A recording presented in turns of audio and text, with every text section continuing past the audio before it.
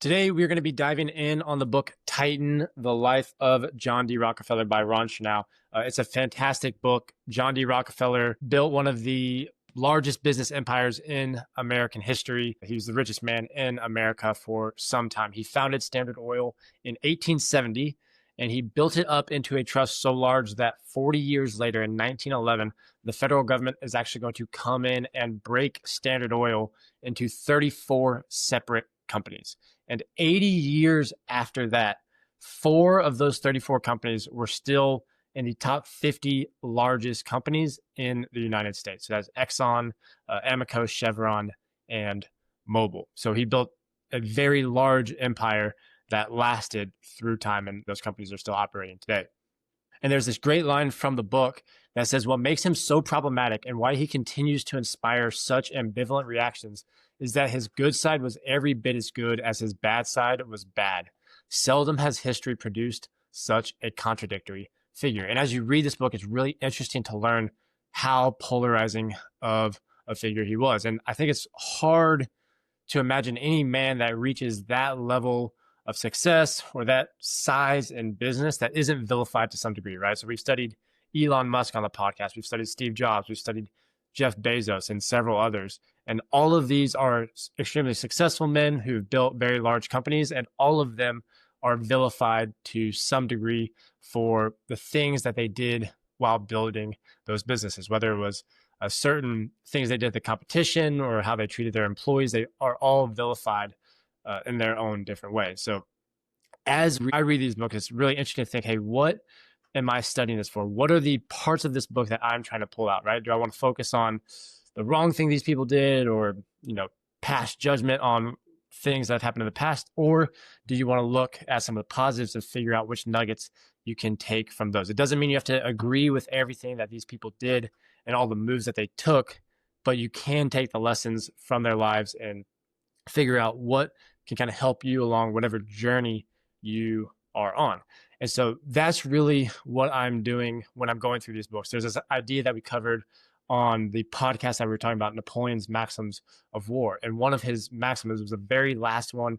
I want to say it's number 78 in the book, where he says, the only means of becoming a great captain and acquiring the secret art of war is to study the campaigns of the great captains of the past, to study them and to reject all maxims foreign to the principles of these commanders. So that's really the main question I'm asking myself as I'm diving in on these books. What are the common principles, the common themes, the things that come up over and over again throughout the book? And how do those relate to the themes that we've seen on the previous podcast covering Elon Musk, covering Sam Walton, covering Naval Ravikant or Steve Jobs or whoever it may be? What do they have in common, and where do they kind of operate a little bit differently, right? And so the bulk of this podcast is going to be 14 kind of these ideas or recurring principles from the book and relating them to lessons that we've seen from the people we've covered on previous podcasts. But before we do that, I want to dive in a little bit on Rockefeller's childhood. Charlie Munger has this great line. He says, when you're learning the great lessons of history, I think it's useful to tie them in to the lives of the people who lived them. And so that's one of the really cool things whenever you dive into these really big biographies, is getting all that context, right? With Elon Musk, it was learning how he was treated as a little boy by his father, right? When it was Naval Ravikant we were studying, he was talking about how he was poor as a child and he grew up wanting to be rich. And it's really interesting to see how some of those factors of their childhood end up contributing to the person who they eventually become. So that said, that's what we're going to be doing on this podcast. We'll touch on his childhood, cover a few really interesting stories that kind of, I think, foreshadow how Rockefeller ends up operating in the business world. And then we will dive into those 14 kind of main principles and takeaways that I have from the book. One thing that we won't cover is some of the campaigns that Rockefeller did while he was building Standard Oil, right? So whether it's the Cleveland massacre, where he takes over a bunch of refineries in the Cleveland area, or when he takes on the railroads or expands into pipelines, there's a bunch of different really interesting, fascinating campaigns that he performs to build Standard Oil into the company that it becomes. We won't really dive in on those campaigns. Maybe I'll make another podcast in the future with those, because they are fascinating as well. But that's going to be the layout for this one. We're going to touch on his childhood, touch on his early career, Then we're going to dive into those 14 lessons and takeaways from the book. So with that, diving in on his childhood, Rockefeller was born on July 8th of 1839 in Richford, New York. And the author of this book describes his father as a snake oil salesman, bigamist, and absentee father, which as you read the book, he definitely was. So Rockefeller's father, his name is William Rockefeller. He goes by Bill, and he even gets the name Devil Bill for the way kind of he behaves. And he ends up marrying Eliza. So William and Eliza are Rockefeller's parents. Now, one of the really interesting things, I'll touch on the snake oil salesman part first. It's really interesting to think, as I'm recording this in 2025, think about what it was like living in the mid 1800s and how a snake oil salesman is a real thing, right? So he would travel from town to town, essentially exaggerating the properties of these herbal remedies. And he would sell a bunch of these herbs in the town. And then eventually he would get kind of found out that it didn't really work like he said they would. And then he would move on to the next town and so on and so forth. And so that's going to result in him being gone or absent a lot of John D. Rockefeller's childhood. The second thing that's really interesting about his father is that before William meets Eliza, before John D's father meets his mother, Eliza, he's dating a girl named Nancy Brown. But Nancy Brown does not come from a family with money. She comes from a poor family. And so whenever William Rockefeller meets Eliza, Eliza comes from a family with money. So William is going to end up marrying Eliza, but he's then going to bring that girlfriend, Nancy Brown, into their house as a housekeeper. And he's actually going to have children with both Eliza, his wife, and Nancy Brown, the housekeeper, at the same time. So he's going to have 2 children with Eliza. He's going to end up having more children with Eliza as well. And he has 2 children with Nancy Brown. So with Eliza, he has a girl, and then the boy, John D. Rockefeller. And then with Nancy, he has 2 girls.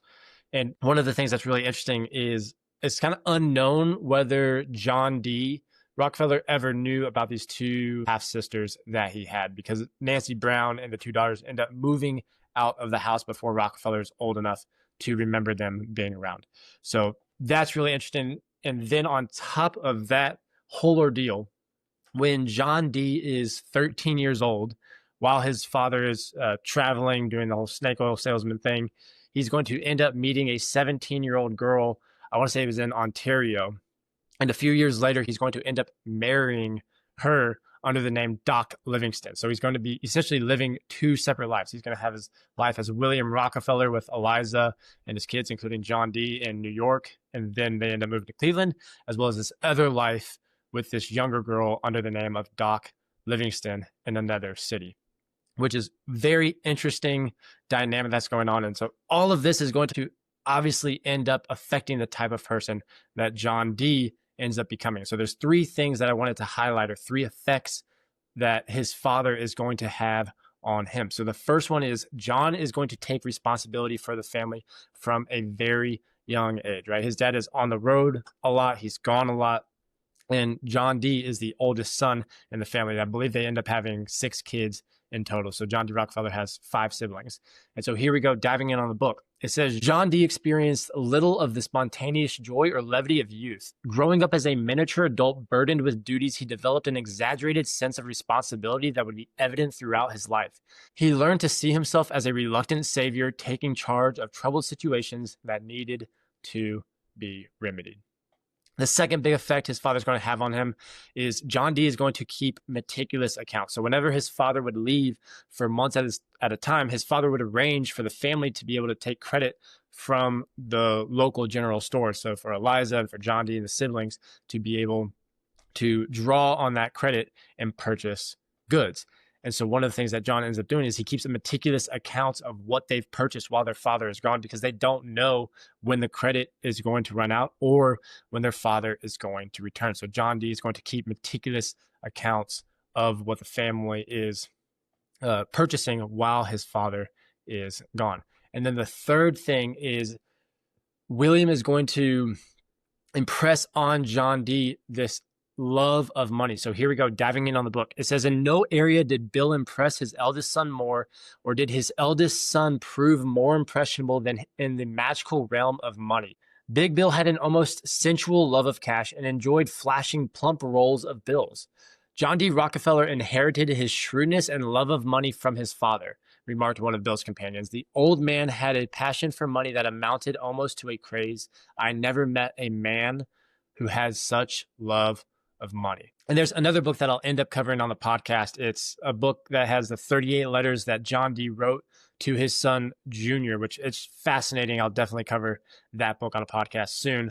But one of the things Rockefeller says in there is he says, since I was a child, I wanted to be a wealthy man. So that's just something that's embedded in him from a very young age. And there's a few things he does as a young man to end up making a little bit of money for himself. One of the things he does is, it's interesting to read this because kids still do it today, is he buys candy by the pound and then divides it up and sells it for a profit to his siblings and his friends.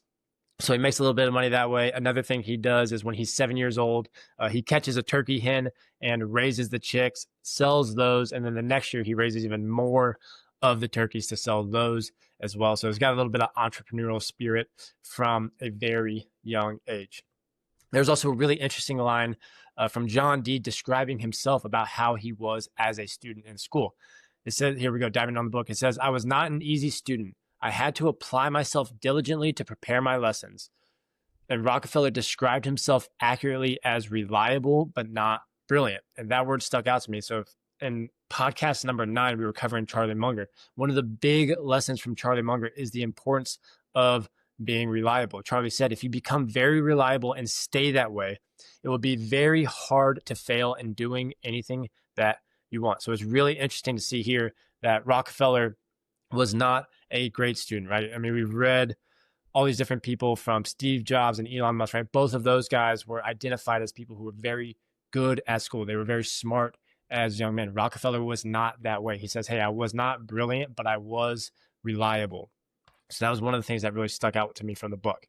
And here we go. There's a few kind of stories from his childhood that I want to touch on because they kind of shed a little bit of light into how Rockefeller is going to operate his businesses and Standard Oil, and just kind of the guy he is out of the gate. It's really interesting seeing stories of these people who end up being very successful and seeing kind of how they operated when they were young. And if you know anything about Rockefeller, if you studied him before, you probably know that the Christian faith was a very, very, very big part of his life. And so here we go. This is diving in on a story from the book talking about how the church needed to pay its mortgage and it was trying to figure out how to raise the funds to pay the mortgage. And Rockefeller is going to step in and make things happen. So here we go.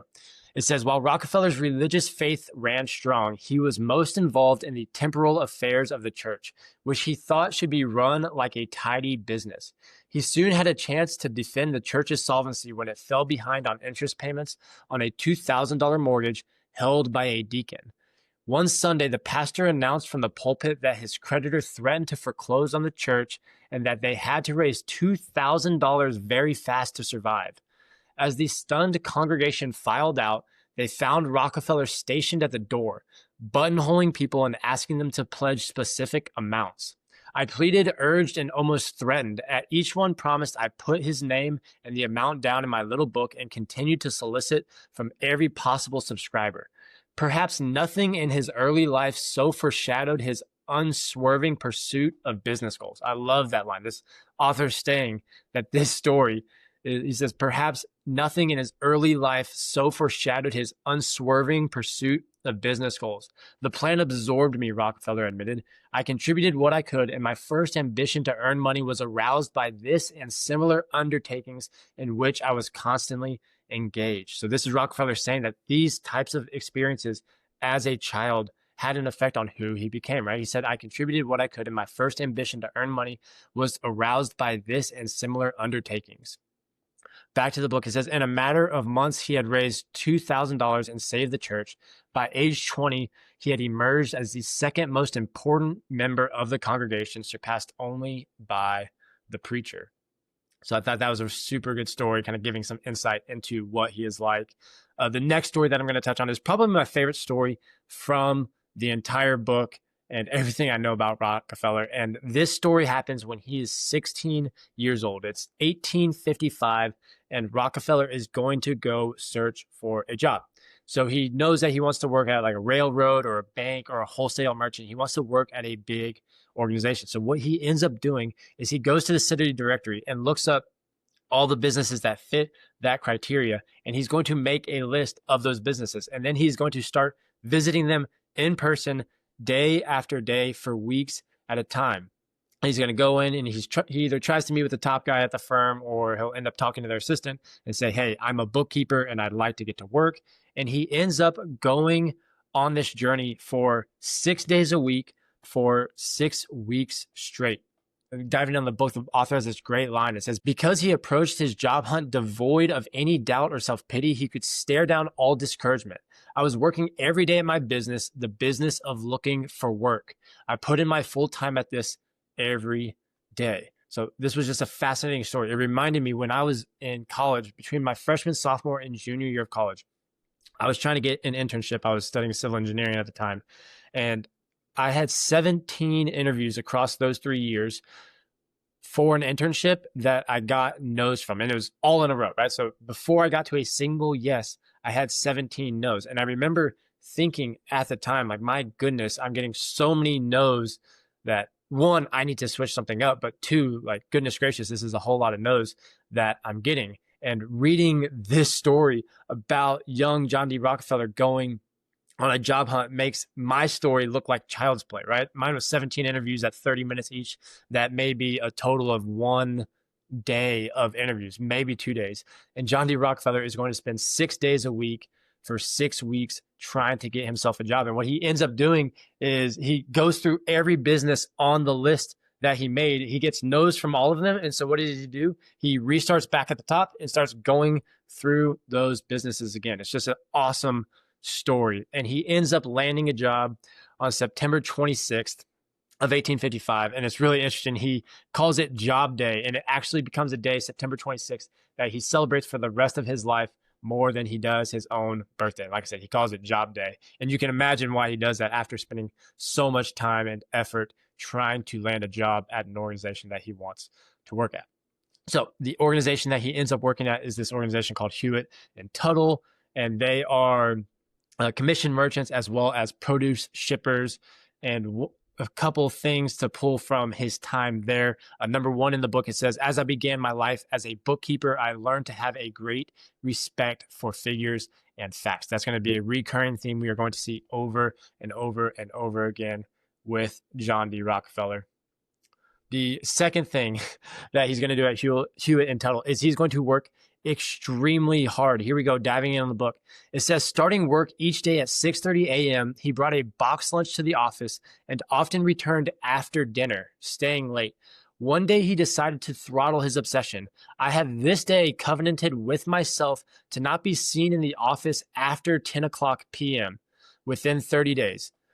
It is telling that the young man made such a pledge to himself, and equally revealing that he found it impossible to obey. So I just love that story. He gets his first job. He goes into the office at 6:30 at night. He's leaving after 10 p.m.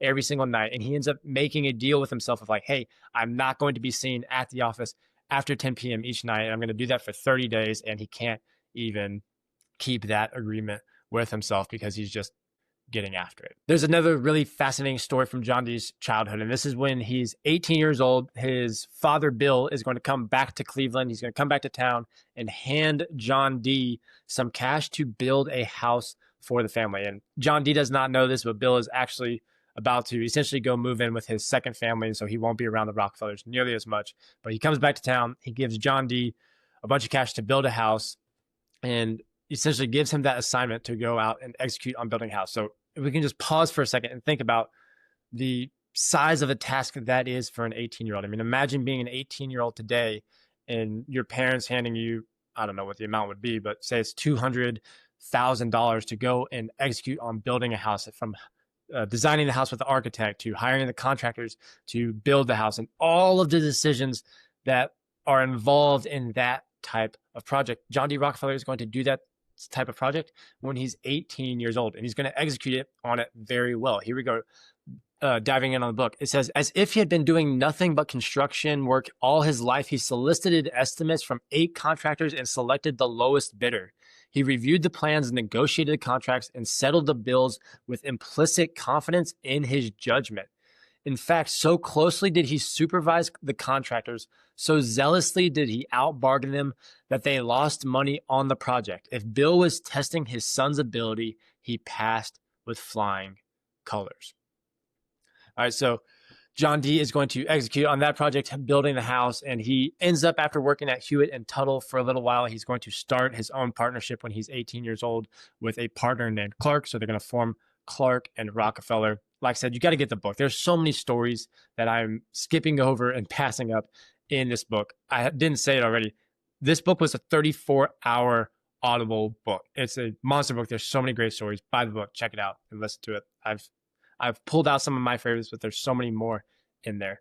But this story that I'm about to touch on, it kind of stuck out to me because when I left university and got my first job was on a sales team. And one of the really interesting lessons that I learned that I kind of share with people all the time is it really surprised me how different successful salespeople were. And what I mean by that is some were very extroverted and loved talking to people, and some very successful salespeople were very introverted. And I also saw unsuccessful salespeople with both characteristics as well, right? So I've seen successful extroverted people, unsuccessful extroverted people, successful introverted people, and unsuccessful introverted people, right? And the same thing goes with the technical side of it, right? Some salespeople are very technical and they're successful. Some people are not very technical and they're successful. So it's very interesting to see the wide range of characteristics that result in an effective salesperson. And so one of the really cool stories here was seeing how Rockefeller approached sales once he started this partnership with Clark. So here we go, diving in on the book. It says that Rockefeller led an unblemished Christian life, played no small role in his business accomplishments, for he appealed to the older citizens in town. During his first year with Clark, he hired someone to look after the books while he took to the open road to drum up business, traveling widely in Ohio and Indiana. Contrary to what one might expect, Rockefeller was a smoothly persuasive salesman. Instead of brashly trying to poach clients from rivals, he modestly outlined his firm's services. I would go into an office and present my card and say to the man that I supposed his business connections were satisfactory and that I did not wish to intrude upon him. But I had a proposition that I myself believed in and believed it would be to his advantage, that I did not expect him to decide offhand, but asked him to think it over, and I would see him again about it.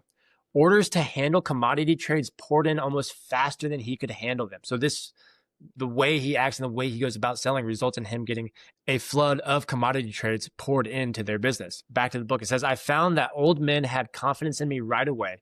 And after I stayed a few weeks in the country, I returned home and the consignments came in and our business was increased and it opened up a new world for me. So that kind of takes us through his childhood, touches on some really interesting stories, kind of gives us some insight into what he was like early on in his career. So with that, we are going to switch gears and dive into the 14 ideas that really stuck with me as I read this book. And one of the things I'll mention before we dive in is some of these ideas seem extremely simple. They sound obvious. They sound like things that we've heard since we were very young.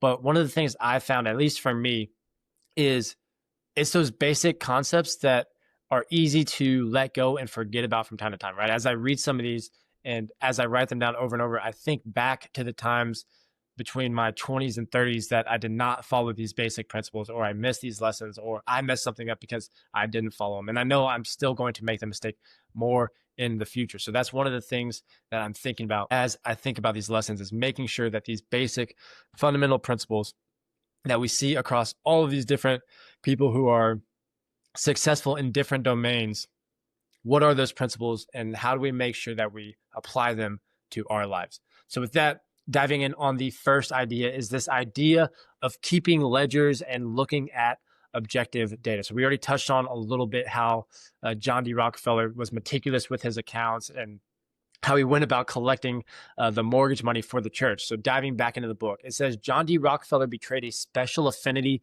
for accounting and an almost mystic faith in numbers. For Rockefeller, ledgers were sacred books that guided decisions and saved one from fallible emotion. They gauged performance, exposed fraud, and ferreted out hidden inefficiencies. In an imprecise world, they rooted things in solid empirical reality. And so as I read this, I was just reminded of Sam Walton, who we covered on the previous podcast, number 18. I mean, this is something Sam Walton was all about, right? I mean, we talked about how on Saturday mornings, they had morning meetings at Walmart. Sam Walton would get into the office at 2 or 3 a.m. on Saturday mornings to review the numbers before those meetings so that he knew what was going on in the business, right? Another story from the Sam Walton book is how he had this enlarged sheet of paper with extra columns, and he would handwrite all of the numbers every single week so that he was intentional about studying them and knowing what was going on in the business. This is something we see Rockefeller doing as well. I love that line. Ledgers were sacred books that guided decisions and saved one from fallible emotion. This is one of those things that it seems so simple, and you hear people like Charlie Munger talk about the importance of objective data, but I have made this mistake many times in my career where I have not looked at the data and I've made decisions based on my gut or what I thought was happening instead of looking at the data to see what was going on, right? We talked about this story once on the podcast already with Jack Dorsey. He was asked what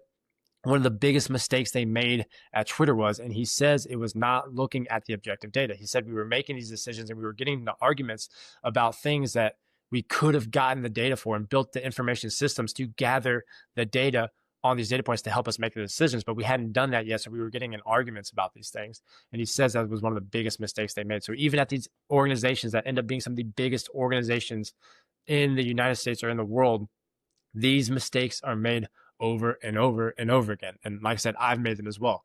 Back to the book. It says, given the primitive communications and record keeping of the late 19th century, Rockefeller couldn't have managed his decentralized empire without masterfully coordinating a vast array of data. The ledger book enabled him to play the puppeteer and manipulate his empire by invisible strings. By mastering numbers, he reduced the most varied systems to a common standard, and he accepted their harsh verdicts without hesitations. That was one of the things that stuck out to me about Sam Walton, right? One of his colleagues said the two things that distinguished Sam Walton from everybody else was, number one, he was always trying to improve something, and number two, he could admit when he was wrong and change course very quickly, right? And so that line right here, it says he accepted their harsh verdicts without hesitation, right? He can accept that even when the numbers tell him something he doesn't want to know, he accepts that and he moves forward. And then there's this line from Rockefeller where he said, I charted my course by figures, nothing but figures. So super interesting. Like I said, I mean, just tons of overlap between John D. Rockefeller and Sam Walton. And, Jeff Bezos was similar as well in the importance of numbers. Idea number two, the idea of the ceaseless search for even minor improvements. And we even just said the two things about Sam Walton. He's always looking to improve something, and he's quick to admit when he's wrong and make adjustments, right? Rockefeller is the same way. There's this really great story from the book about optimizing the number of drops of solder used to close cans. So here we go, diving in on the book. It says, with a talent for seeing things anew, Rockefeller could study an operation, break it down into component parts, and devise ways to improve it. Regarding each plant as infinitely perfectible, he created an atmosphere of ceaseless improvement. I love that line. Regarding each plant as infinitely perfectible, he created an atmosphere of ceaseless improvement. Paradoxically, the mammoth scale of operations encouraged close attention to minute detail, for a penny saved in one place might then be multiplied 1,000-fold throughout the entire empire. In the early 1870s, Rockefeller inspected a Standard Oil plant in New York City that filled and sealed 5-gallon tin cans of kerosene for export. After watching a machine solder the caps to the cans, he asked the resident expert, how many drops of solder do you use on each can? 40, the man replied. Have you ever tried 38? Rockefeller asked. No. Would you mind having some sealed with 38 and let me know? When 38 drops were applied, a small percentage of cans leaked, but none at 39.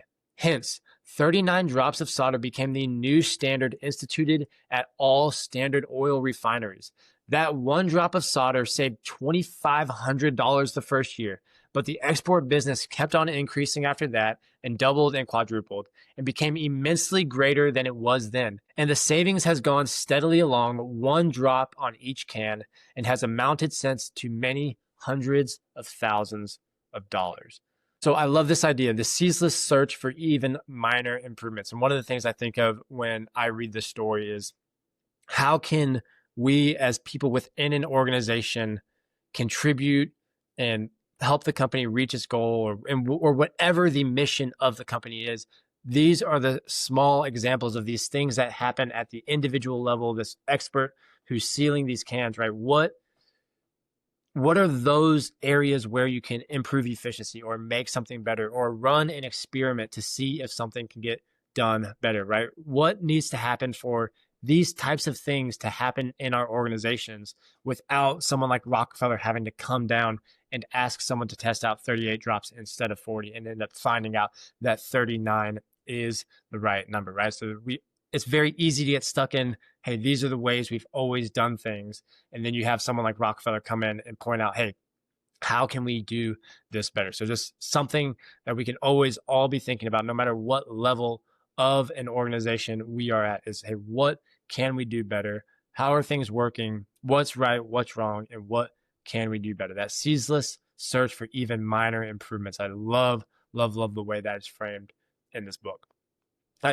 Idea number 3 is this idea of controlling cost and no money goes to waste. Like I said, I mean, these ideas seem very simple, but you see how extreme these people are with these ideas, right? There's this line from the book that says, what really disturbed Rockefeller was not so much making money, but spending it, right? One of the things that Bud Walton talked about in the book about Walmart is he said, we won because we were able to control our expenses.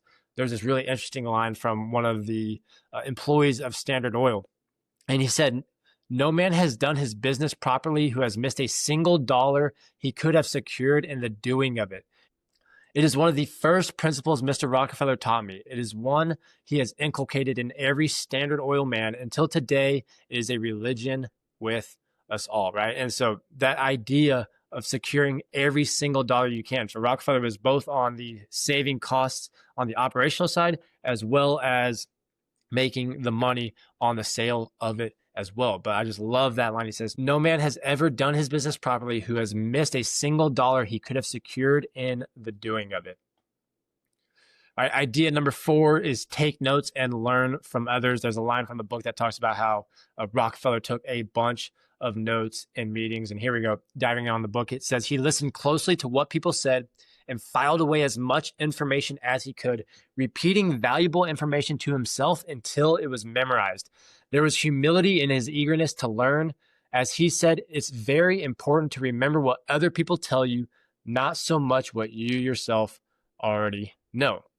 Right? And so super interesting. This is something we see from Sam Walton. He was known for carrying around a notebook. I mean, even 20 years into his career working in variety stores and discount stores, you could find Sam Walton at a Kmart or a competitor store with a notebook in hand, talking to a clerk or walking through the store and taking notes on how they operated and trying to learn what he could take back to Walmart to make Walmart operate more effectively and be a better company. And there's a story from early in Rockefeller's career talking about how he was learning from the people within Standard Oil as well. Here we go, diving in on the book.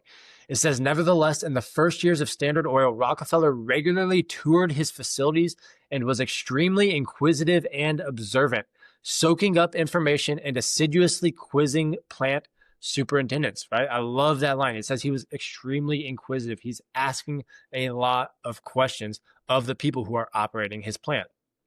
It says, in his pocket, he carried a little red notebook in which he jotted down suggestions for improvements and always followed up on them. He knew the terror inspired by that red book. More than once, I have gone to a luncheon with a number of our heads of departments, and I've seen the sweat start out on the foreheads of some of them when the little red notebook was pulled out, right? The other story I remember here, I always think of this when I think of the idea of taking notes and making sure you're taking notes, is when Jocko Willink in 2015, he goes onto the Joe Rogan podcast. Joe Rogan had done 700 some odd podcasts by this point, and Jocko shows up with a notebook and a pen. And within the first 60 seconds of the podcast, Rogan makes the comment that Jocko is the first guest to ever come in to the podcast with a notebook and with a pen to take notes. And he makes a comment about it and Jocko says, hey, I'm just trying to be prepared, right? So really interesting to think. So, hey, how do we take that and apply it to our lives? Are we taking notes in meetings? Are we writing down the lessons learned? Are we following up on those lessons learned to make sure that we are implementing them in whatever we are doing, right? Once again, this is something that I have failed to do many times throughout my career, and I've tried to do a whole lot better job of doing it now. Idea number 5 is this idea that there are advantages to being green or new in an industry, right? We saw this with Sam Walton. He talks about how he and his brother Bud hadn't been in variety stores and weren't in the business before he ends up purchasing one. So here we go, diving in on the book. It says, as a self-made man in a new industry, Rockefeller wasn't stultified by precedent or tradition, which made it easier for him to innovate. That's a really interesting idea. It says it's easier for him to innovate because he wasn't stultified by precedent or tradition. And then the book is going to tell a story about how essentially the precedent that was around at that point was they would pay $2.50 to make these white oak barrels to transport their goods in. And one of the things that Rockefeller ends up doing is saying, hey, I think we can do that a whole lot better and we have economies of scale. So let's change up how we do it. They end up making their own barrels that they can make for under $1. So instead of paying folks $2.50 for barrels, he just says, hey, I'm just going to create my whole operation.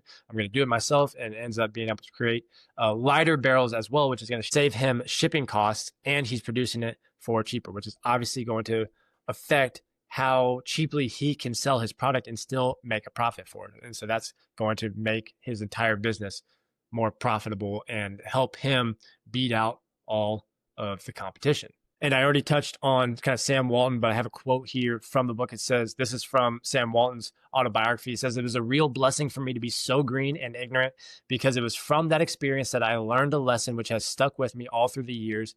You can learn from everybody. And that's where, going back to one of the previous lessons we already covered, Rockefeller would go to the front lines and he would learn from everybody. He would learn from the people who were operating his plant, figure out what could be done better. He would write it down in his notebook, and he would go make sure that those things happened.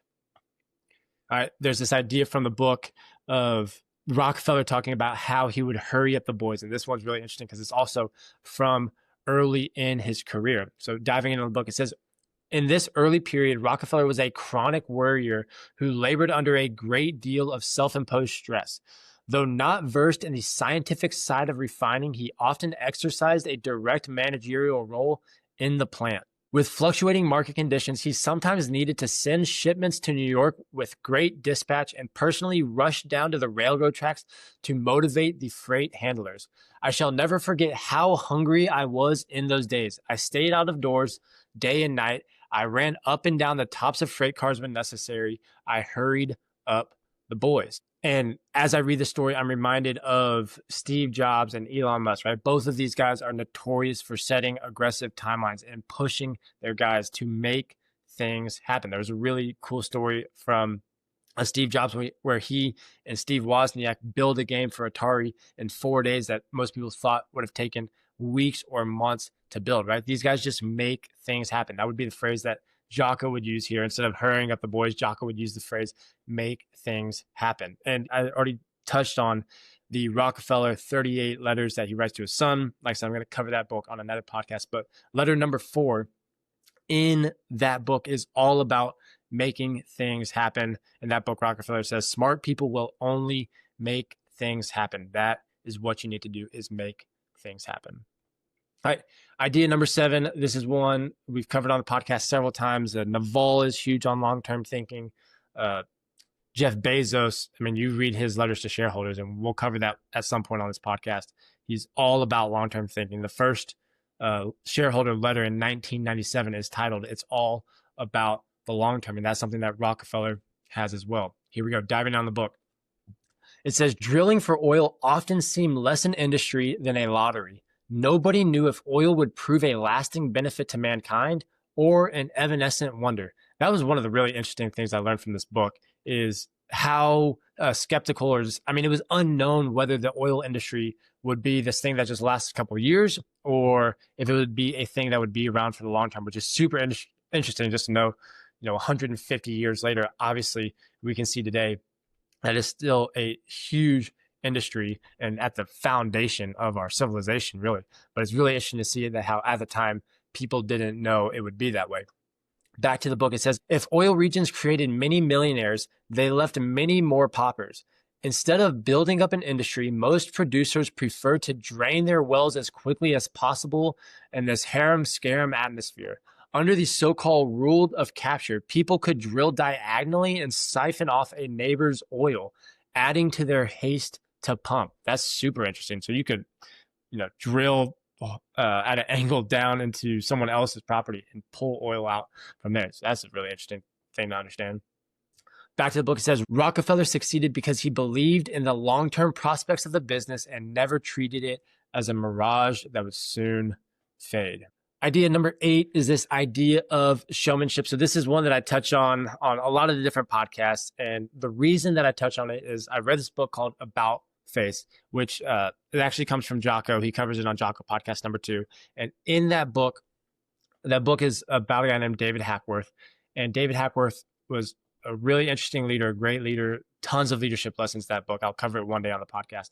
But one of the guys that he learned from was a fellow named Colonel Glover Johns. And in that book, Glover Johns talks about how important showmanship is when you are a leader and how you need to have some showmanship, right? William McRaven, who we've covered on the podcast, who was also, an admiral in the Navy, he would call it swagger, right? He says leaders have to have a little bit of swagger. And so whenever I'm reading these books, one of the things I'm trying to understand is, hey, what does that mean, right? Because I would not consider myself much of a showman or really just having that gene in me. So it's really interesting to see kind of the different ways that showmanship pops up in business and what it can look like. So here we go. Here's a story of John D. Rockefeller showing a little bit of showmanship.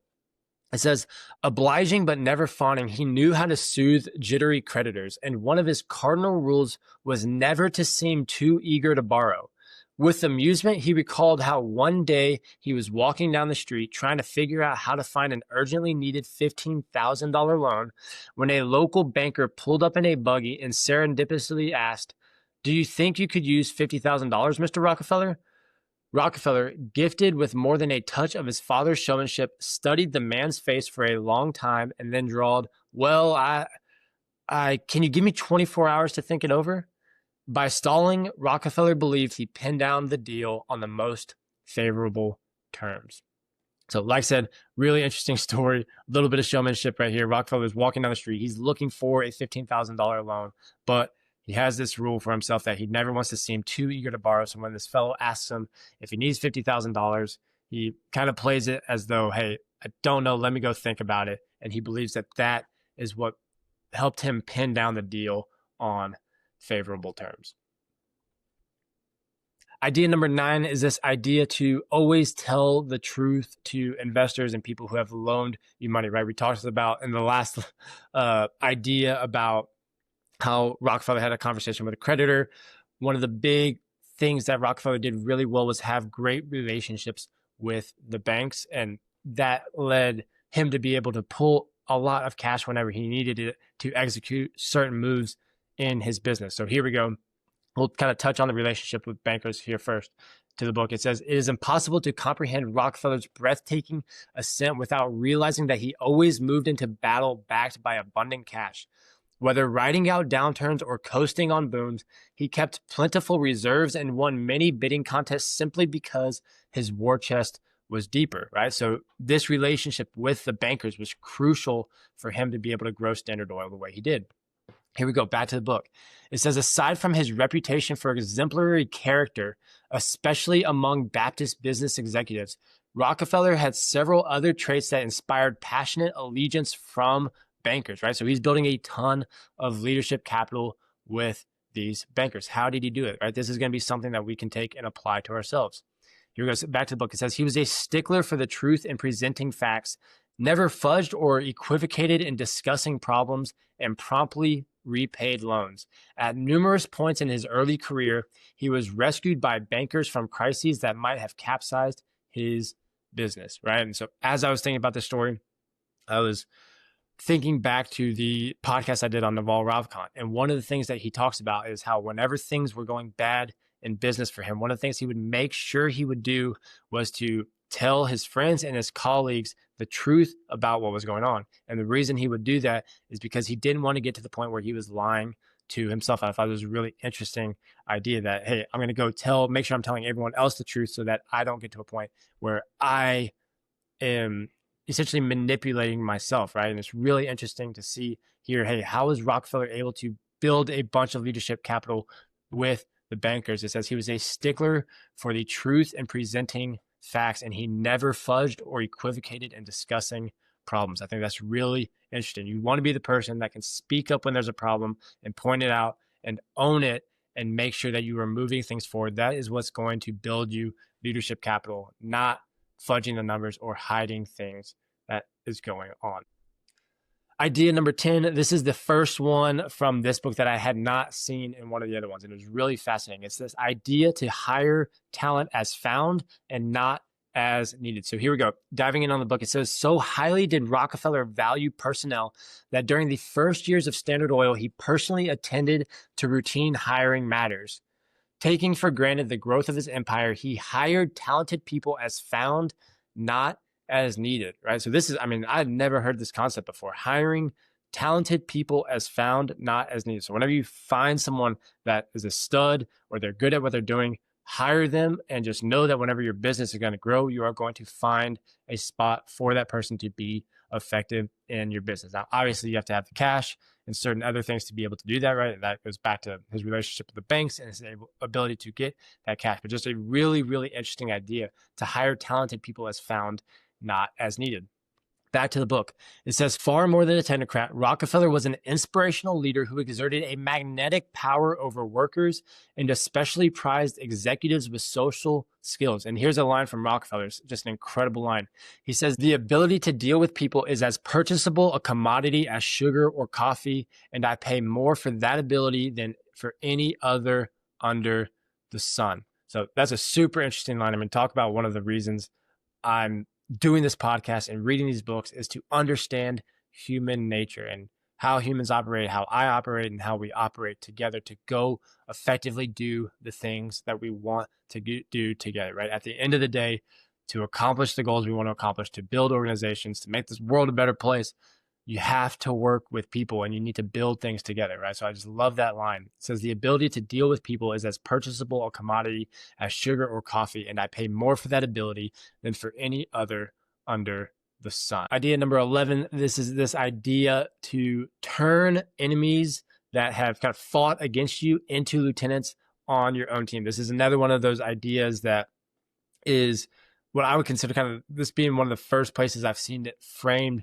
this way. So here we go. Diving in on the book, it says, always proud of his persuasive powers, Rockefeller took special pleasure in wooing opponents whom he had learned to appreciate by tracking their ploys against him.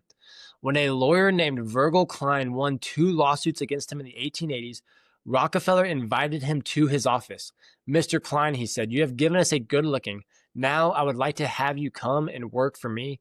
Klein agreed and became a long-standing member of the Standard Oil legal staff. So that's an example with a lawyer. There's also a really fascinating example with a guy named John D. Archbold. And John D. Archbold was one of the most outspoken critics of Rockefeller and one of Rockefeller's organizations early on in his days with Standard Oil.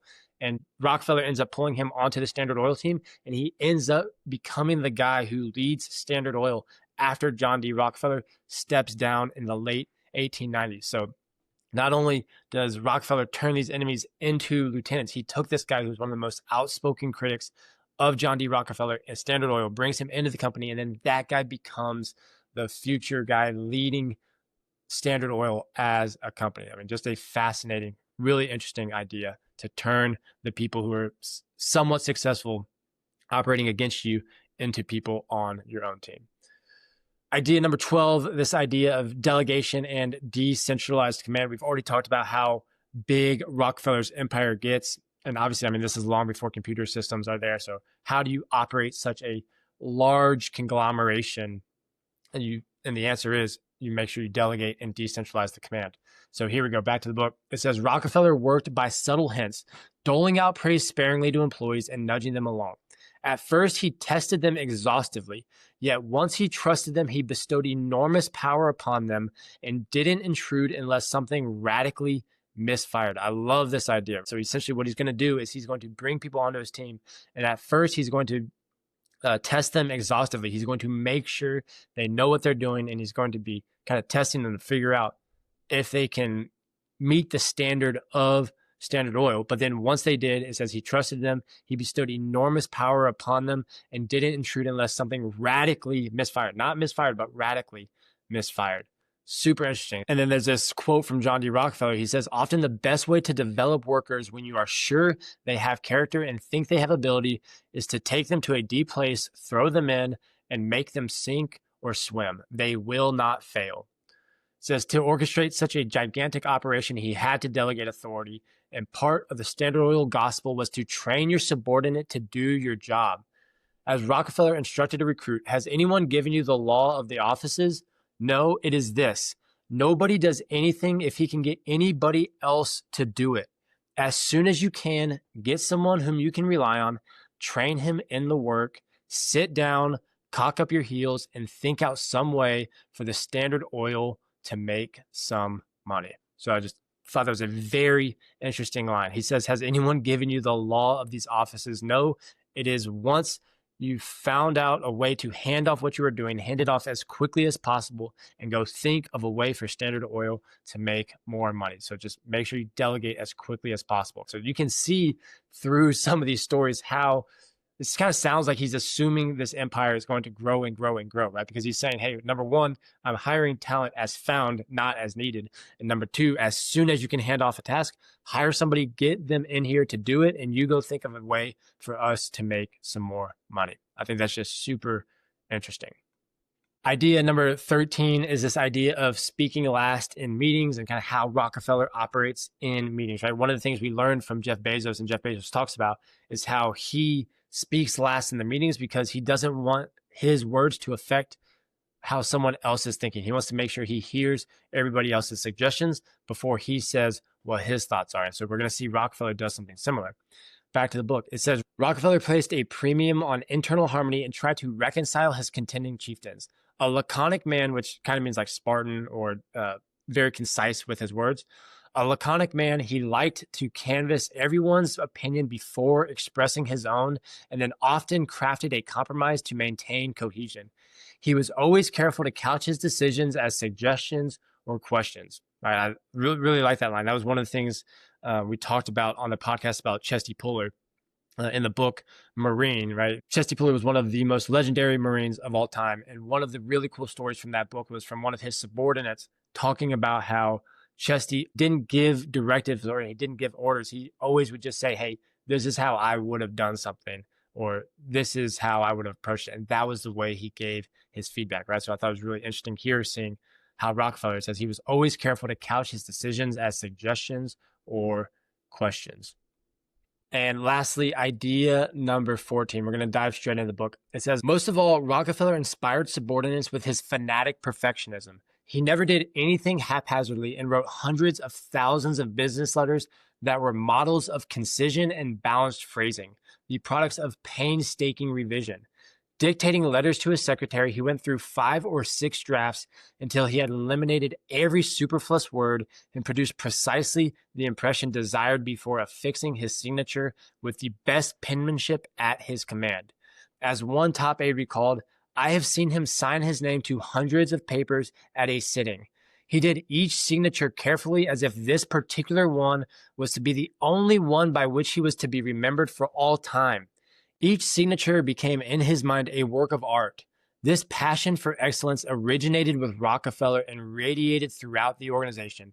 The ethos of Standard Oil's operations around the world was John D. Rockefeller's personality writ large. So I thought that was just a fascinating story to think that this guy, John D. Rockefeller, who's the wealthiest man in America, who's built one of the biggest business empires in history, would spend the time to dial in his words and would write 5 or 6 drafts before finishing a letter, right?